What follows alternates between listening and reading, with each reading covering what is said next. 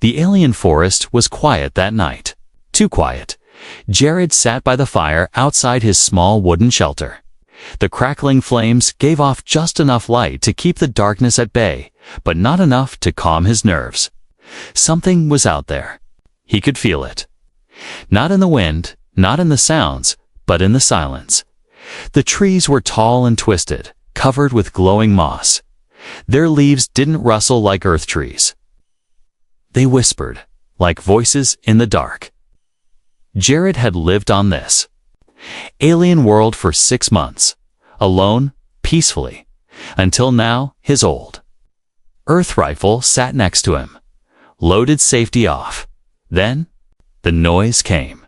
A branch snapped. Jared stood up slowly, eyes scanning the edge of the light. He raised the rifle but didn't fire. He waited, and then he saw them eyes, glowing yellow eyes, low to the ground. Watching him, "Show yourself," he said, voice low and steady. No answer. Just another growl, deep and throaty. It wasn't an animal sound. It was something more, human, or close to human. Then it stepped forward, just enough for the firelight to touch its face. Jared froze. It was a girl or something like one. Her skin was dark with dirt and ash. Her long, tangled hair covered part of her face. She wore what looked like animal hide, but not stitched, just wrapped around her body. Her hands had claws, or maybe sharp nails, caked in mud. Her mouth parted just enough to show sharp teeth, but her eyes, they weren't wild, they were terrified. She looked like she hadn't eaten in days, maybe longer. Her ribs showed through her thin body. Her lips were dry and cracked. Jared lowered the rifle, very slowly. "You're hungry?" he said gently. "Aren't you?" The creature didn't speak, just stared, crouched, ready to flee or fight. Jared reached into his satchel and pulled out a piece of dried meat. He didn't toss it. He placed it on a flat stone near the fire and backed away. She didn't move. He sat again. Not too close, not too far. Minutes passed. Then, carefully, she stepped forward. Her movements were like an animal low to the ground, every motion ready to bolt.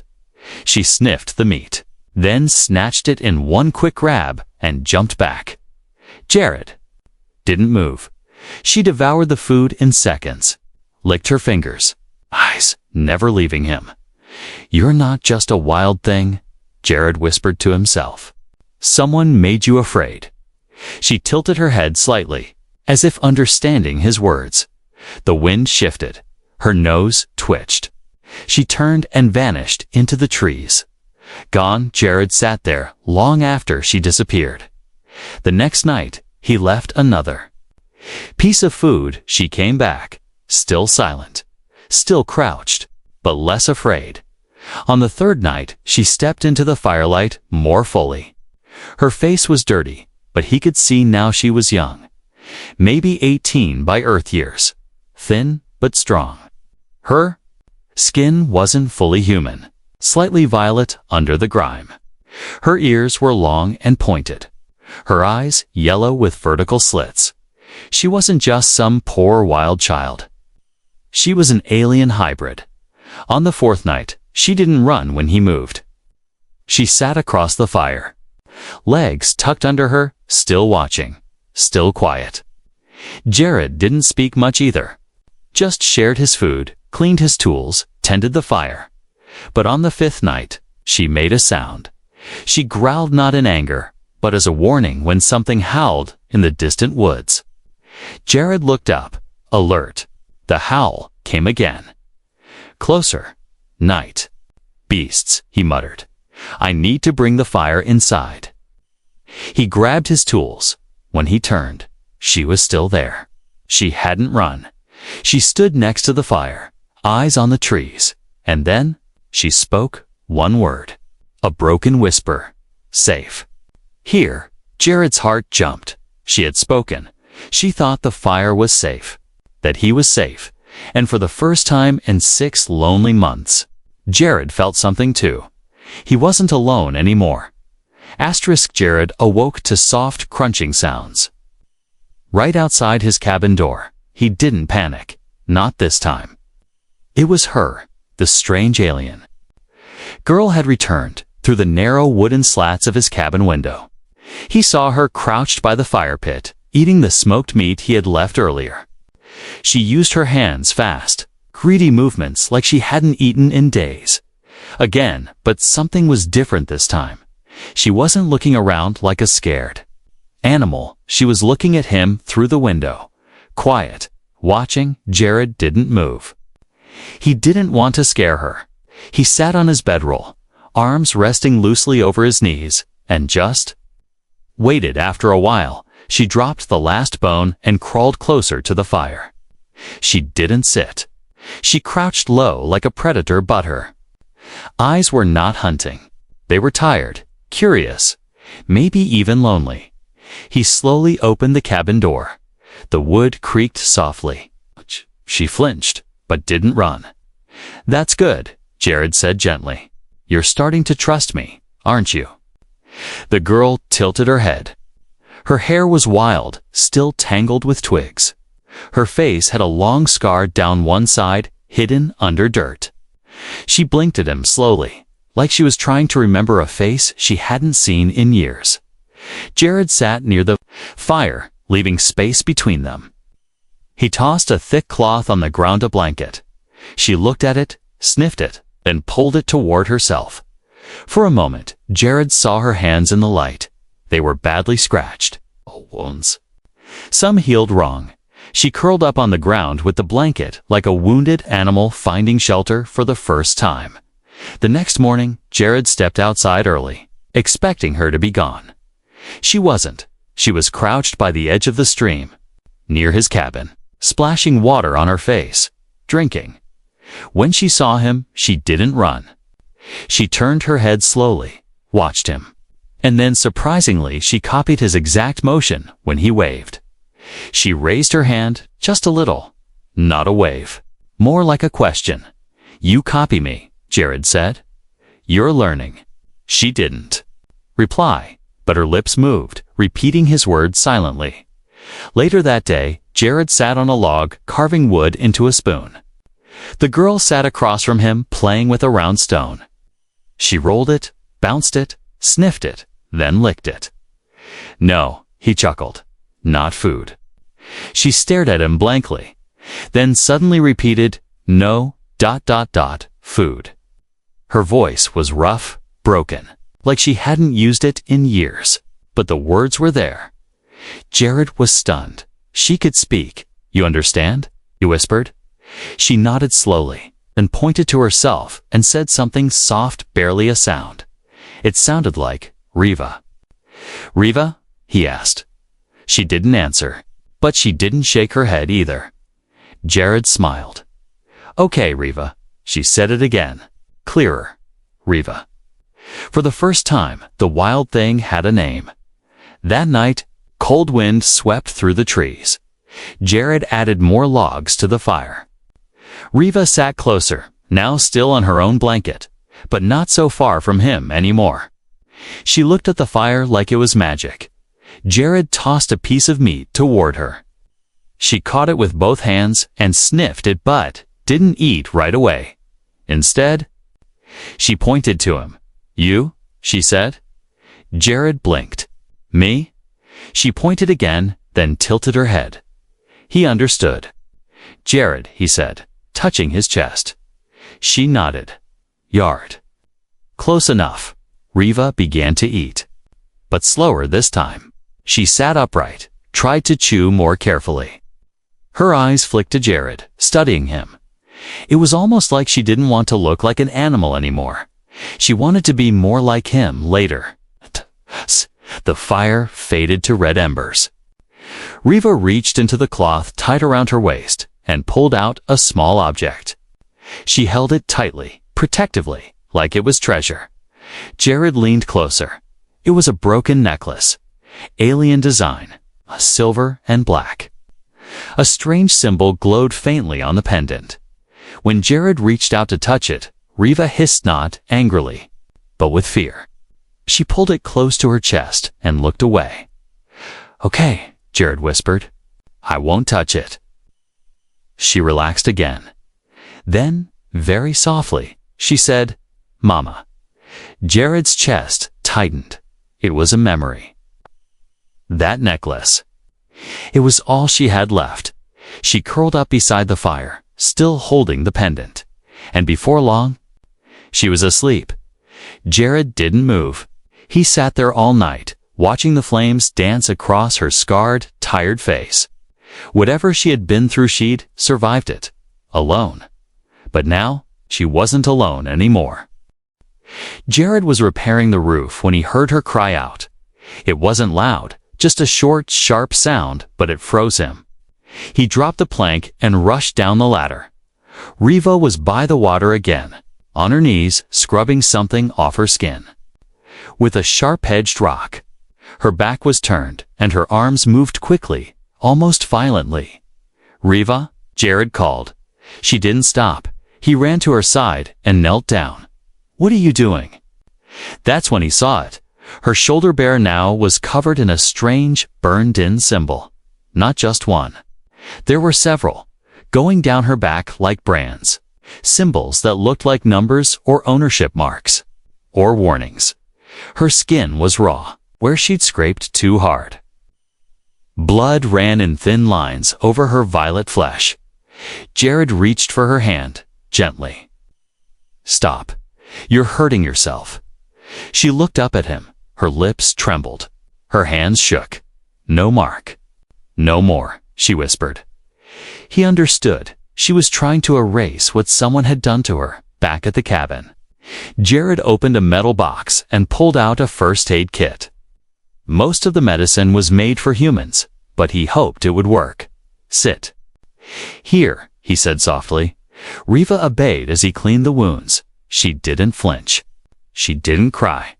She just stared at the wall, like she had done this before, too many times. "Who did this to you?" Jared asked, his voice low. She didn't answer, just whispered, "Cage." He frowned. "You were kept in a cage." She nodded once, then said, "Lab. Pain. Test." Jared stopped moving. His hand clenched the bandage tightly. Someone had used her. Branded her like an animal. He had known she was running from something. But now he felt it deep in his chest, the anger, the guilt, the need to protect her. He wrapped her shoulder gently. "You're safe here, I promise." Her golden eyes blinked. Then, slowly, she leaned her head forward and touched his chest with her forehead. It was only for a moment, but it was the first time. She had touched him without fear. That night, the forest was calm. Riva sat close to the fire, wrapped in a clean blanket Jared had given her. She had bathed. Her skin was now a soft violet gray, her hair combed out and tied in a rough braid. She looked less like a wild thing and more like a girl, still quiet, still scarred, but alive. Jared handed her a warm bowl of stew. She took it with both hands, sniffed it carefully, then smiled. A small, crooked smile, but real. She ate slowly now, watching him, copying the way he used his spoon. "Learning every day. You learn fast," he said. She pointed to the fire. "Warm." He nodded. "Yes, fire is warm." She pointed at him. "Safe." That word hit harder than he expected. She had learned to speak again not just words, but meanings. And that word, safe, meant more to him than any other. Later, while the fire crackled low, Jared pulled out his old tableta piece of tech from Earth that still worked offline.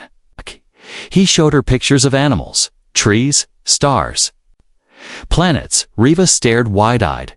When she saw an image of Earth's oceans, her jaw dropped. "Water?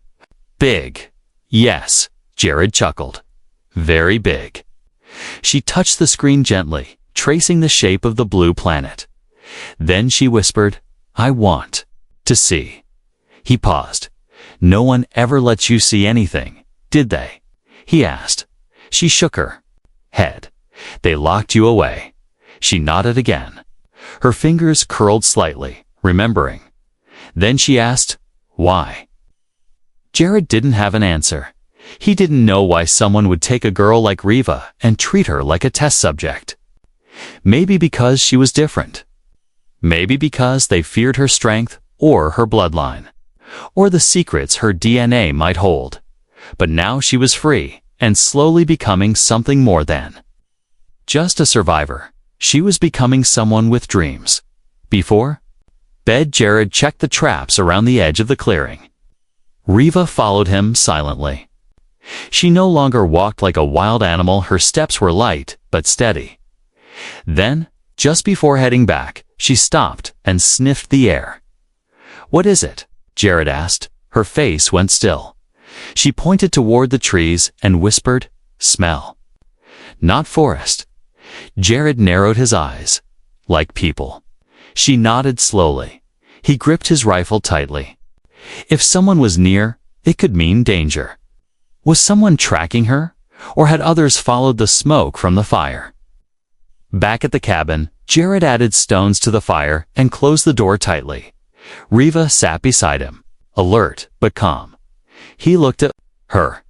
"You can stay here as long as you need." She turned her face toward him and said softly, "You, not like them." Then she lay down on her blanket, this time closer to him than ever before. Jared awoke to a strange sound, not the usual. Whined through alien trees. Not the rustling of animals near the stream. This was different. Low, mechanical. A faint hum in the air, like distant thunder that never moved. Riva was already standing at the window. Completely still. Her body was tense, eyes glowing golden. The dark, her ears twitched. She was listening to something he couldn't hear. "What is it?" Jared whispered. She didn't turn around. Then she spoke one word, like a cold breath. "They." Jared's heart began to pound. "They who?" She turned now, slowly, eyes locked on his. "Night hunters," she said. "They come." Jared didn't wait. He grabbed his rifle, checked the ammo, then moved toward the cabin's hidden floor panel, where he kept a small stash of emergency supplies. Riva watched him silently, arms crossed over her chest. He pulled out glowmeans, rope darts, signal dampeners, everything he hadn't used in months.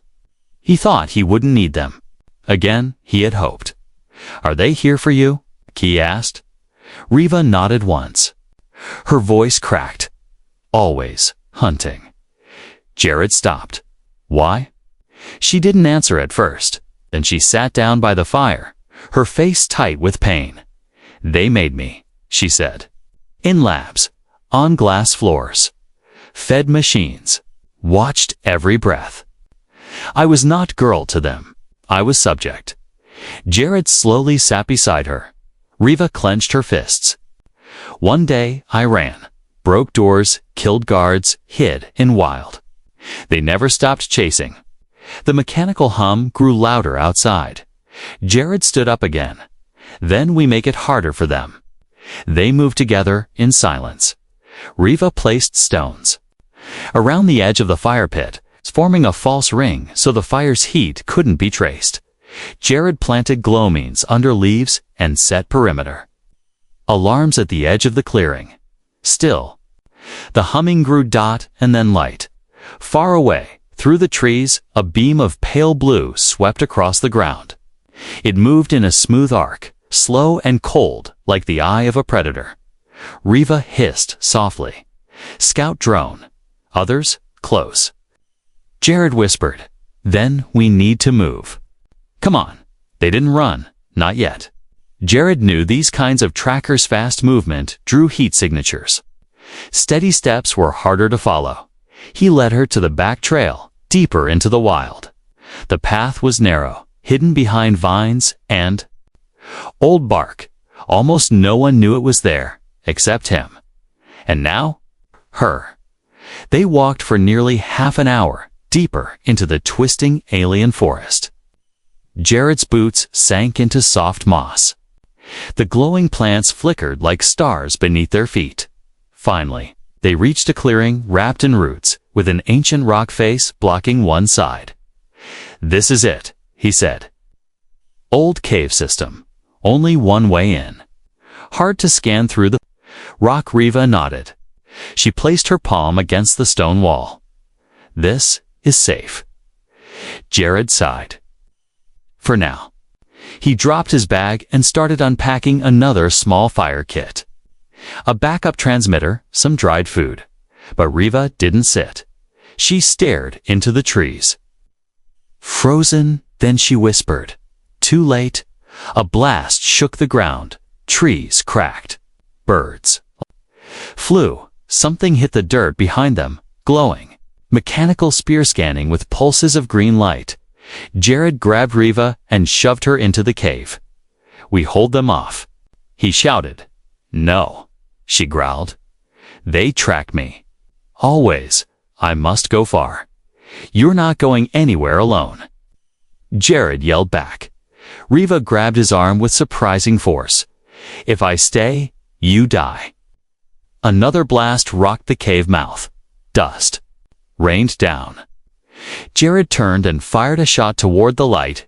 His bullets sparked off metal plating. Riva stood tall now, not afraid, as glowing bright, skin shining faintly under the cave light. "I was made for war," she said. "But they caged me. You gave me peace. I protect you now." Jared stared at her. "You're not a weapon," he said. "You're a person." She stepped forward, hand on his chest. "Then let this person fight for the one who gave me fire." Jared hesitated. Then he handed her his second rifle. "You fight, I fight." Riva gave a sharp nod. Together, they turned to face the cave entrance. Outside, shadows moved between the trees. Mechanical feet, clicking sounds. Whispered signals in a language Jared didn't know. Then came the voice, cold, robotic, echoing. Through the air, Subject 7A. Return for reclamation. Resistance will result in termination. Riva's hands tightened on the rifle. "No cage," she whispered. Jared smiled. "Then let's show them what free looks like." The cave shook again. Dust fell from the ceiling.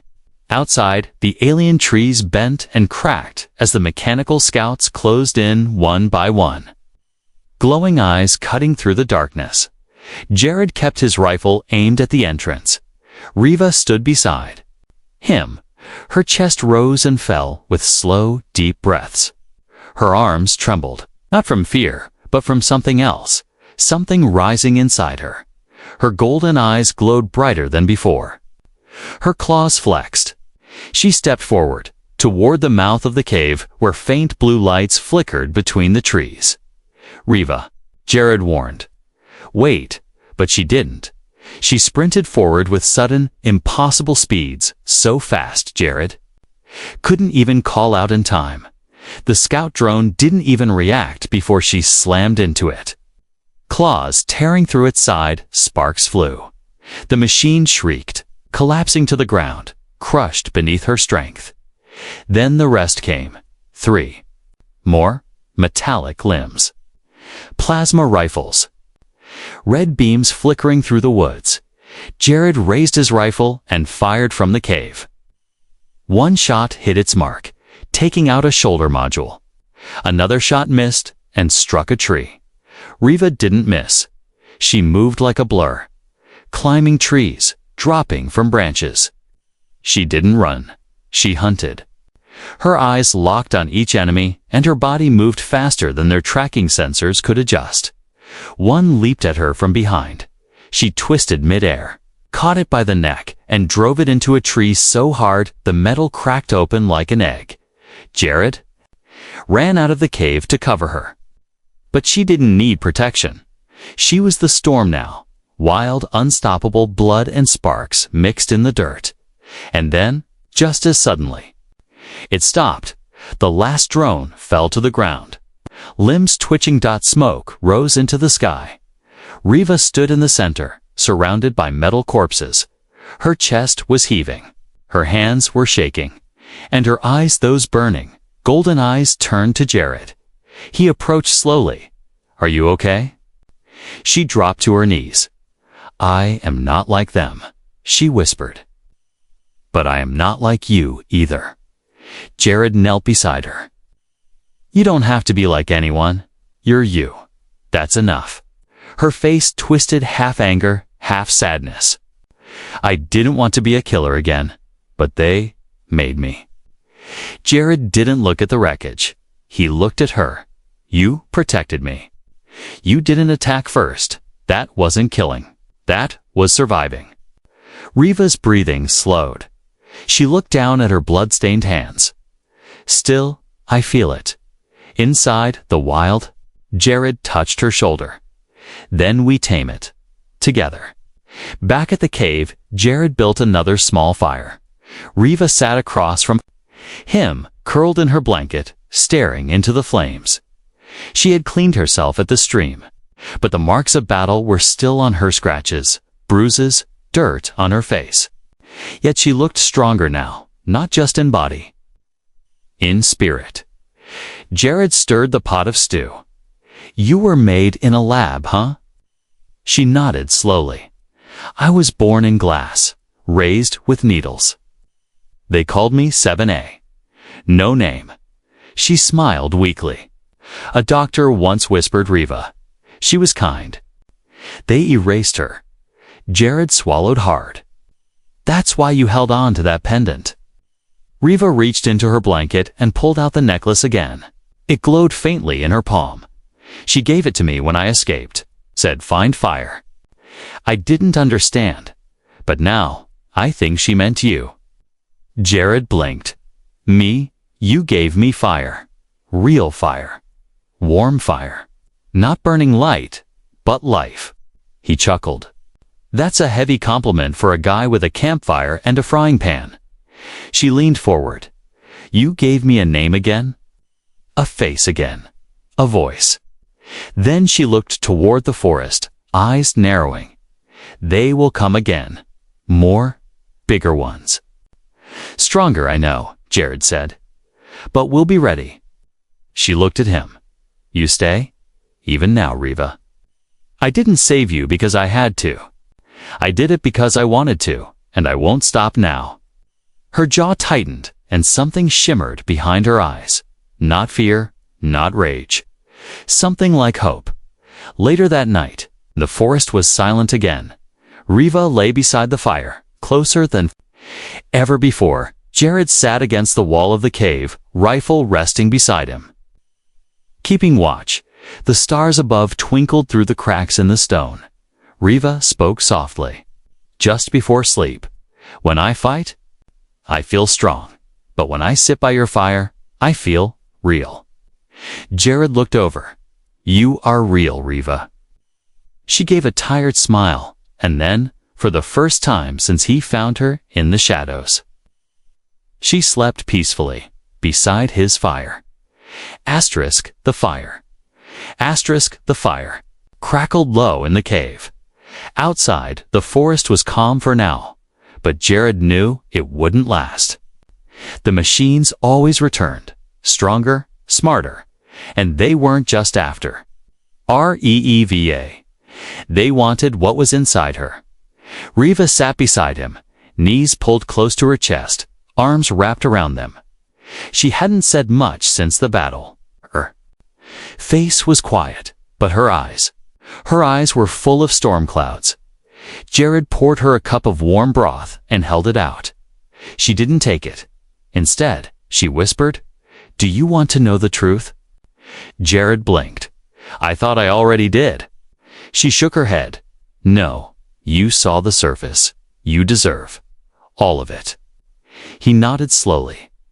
"All right, tell me. I'm listening." Riva stared into the fire like it was showing her memories. "I was never born the way most people are," she began. "I was mixed, human DNA, and something older." Jared frowned. "Older? They called it the Prime Strand, she said. An ancient alien species, long gone.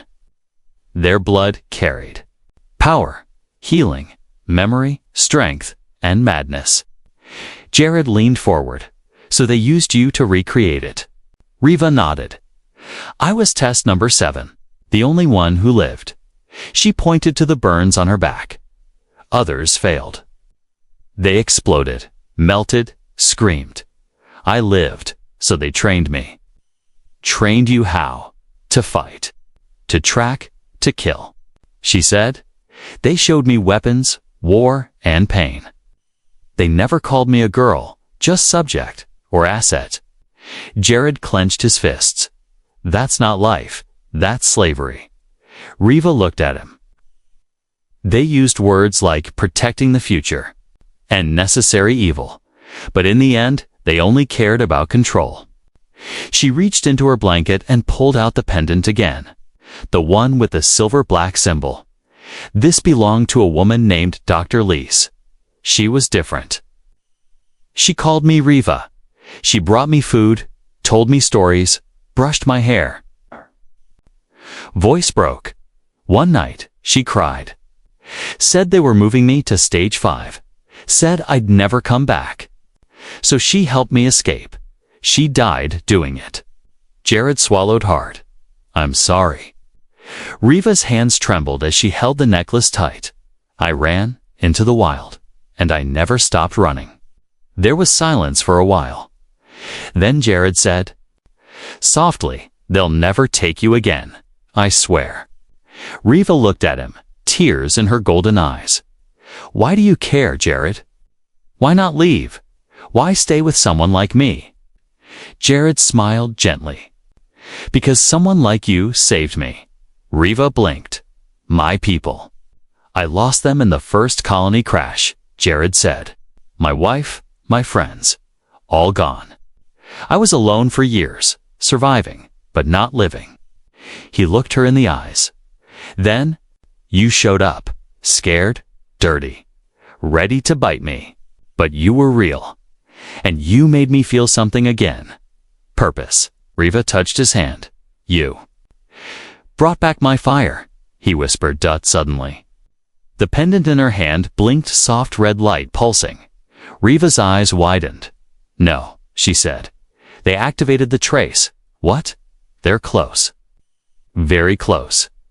Jared jumped to his feet, grabbing the gear bag. We can't stay in the cave. But Riva didn't move. She stood there, staring at the pendant, her jaw tight. I think I have to face them. Jared turned. What? If we keep running, more people will get hurt. They'll keep hunting. And if you face them alone, you'll die. She looked at him. I'd rather die free than live in another cage. Jared stepped closer. Then let's not run. But we're facing them together. Riva blinked, stunned. You'd stand with me. I already have, he said. And I won't stop now. They packed quickly. Jared checked the rifle. Riva strapped on pieces of armor from broken scout drones. She looked like a Shadow Reborn half-soldier, half-survivor, fully alive as they stood near the cave entrance. Jared placed a hand on her shoulder. No matter what happens, he said. You're not a number. You're Riva. She nodded. Then, for the first time, she smiled, truly smiled. Let's go show them what Riva can do. They waited in the clearing, side by side. Jared knelt behind a tree, his rifle resting steady in his hands. Riva stood in the open tall, silent armor strapped to her chest and legs, made from the very drones that once hunted her. Above them, the stars flickered in the dark sky. The red blinking light on Riva's pendant had finally stopped. But it had already done its job. They'll come now, she said. Jared nodded. Then we hold the line. He didn't ask her if she was ready. He could see it in her eyes. She wasn't the frightened wild creature he first saw crouching near. His fire, she was something more. Now, not just a fighter, not just a survivor, but a person. The first dropship roared in like a bird of death. It landed just beyond the tree's legs, hissing steam. Engines cooling in the moonlight. Metal doors slammed. Open. 10 soldiers stepped out, human-shaped, but fully armored in black, visors glowing white. Plasma rifles aimed and ready. Jared aimed his own weapon, but Riva raised her hand. Wait. From the middle of the squad, a figure stepped forward. A woman, pale uniform, silver hair tied back tight. Her voice came through a speaker on her chest. Subject 7A. Riva, you are property of Vector Core Labs. We are authorized to retrieve you. Jared's blood boiled. She's not property. The woman barely looked at him. You will step aside or die. Riva took a step forward. Her voice was calm. You caged me, burned me, called me it. The commander didn't blink. You were designed. You were a weapon. Riva's voice didn't rise, but every word hit like thunder. You gave me pain. He gave me fire. Then she whispered to Jared, now. Jared fired the first shot. Everything exploded into chaos. Jared ducked behind the tree, taking out one soldier with a clean headshot. Riva rushed forward like lightning, sliding under another's weapon and driving her claws into the suit's joint. Sparks flew. The soldiers were fast. But Riva was faster. She didn't hesitate. She moved like she had trained. Her whole life for this moment. Because she had. Jared reloaded, fired again. Dodged behind another tree. Riva was a blur between the enemies, dodging, striking, disabling. Not killing unless she had no choice, and then just when the last of the ground team dropped a second ship appeared. This one was different.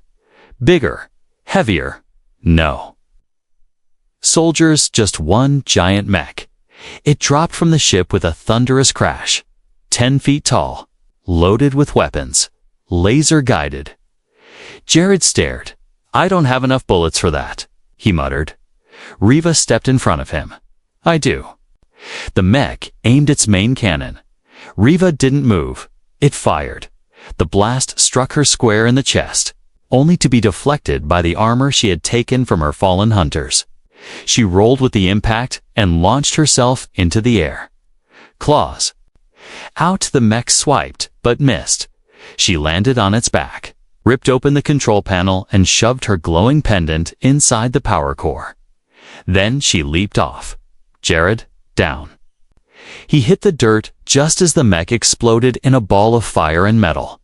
When the smoke cleared, she stood there. Burned, bleeding, but alive. Jared rushed to her. Riva, you're hurt. She collapsed in his arms. Her breathing was shallow. He held her close, hands trembling. No, no, no, you did it. You don't get to leave now. She smiled weakly. It's okay. Saw the stars. With you. Don't talk like that, he said, pressing gauze to her side. But before he could say more, another ship arrived. This time, it didn't land like a hunter. It glided down gently. Glowing silver and white, peaceful. The door opened and a group of aliens stepped out. Not soldiers, healers, diplomats. A tall alien woman approached with her hands raised. We tracked the signal. We intercepted the lab's message. We come in peace. To help her. Jared didn't lower his rifle at first. But then the woman knelt beside Riva, placed her hands on her head, and closed her eyes. Riva's breathing slowed, then steadied, then calmed. She live, the alien said, and she will be free. Hours later, Jared sat by the fire again. The same fire where it all began. Riva lay beside him, wrapped in clean bandages and warm blankets. The alien medics had left them in peace after stabilizing her. Their ship waited quietly beyond the trees. Riva opened her eyes. You stayed. Jared smiled. Told you, I'm stubborn. She chuckled weakly. They offered to take me to a new world. He nodded. You should go. Be safe. Be free. She reached out and took his hand. I want you to come too. Jared stared. Me? She nodded. Where I go. The fire comes with me. That's you. And so, as the stars blinked above, a girl who once looked like a beast, and a man who once believed he had nothing left, climbed aboard the same ship together, leaving behind the pain, but carrying the fire forever.